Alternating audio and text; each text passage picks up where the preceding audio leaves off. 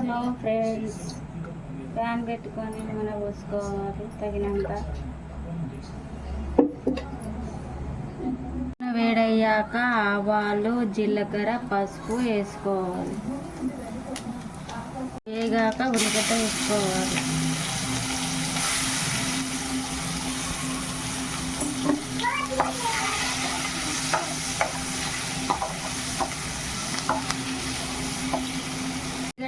ఉల్లిగడ్డ మగ్గాక దోసకాయలు వేసుకోండి. దోసకాయ మగ్గాక కడ్డి చేపలు వేసుకోవాలి.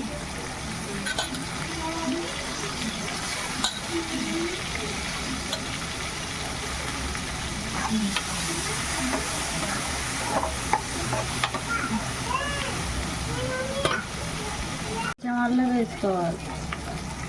పచ్చి వాసన పొయ్యే వరకు ఉంచుకున్న తర్వాత టమాటాలు వేసుకోండి.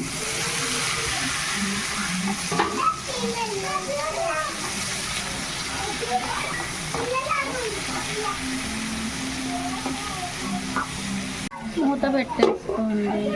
5 నిమిషాల తర్వాత మూత తీసి కలపండి.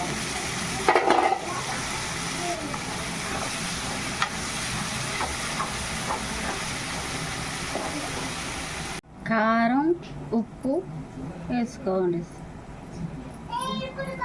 కలుపుకోవాలి.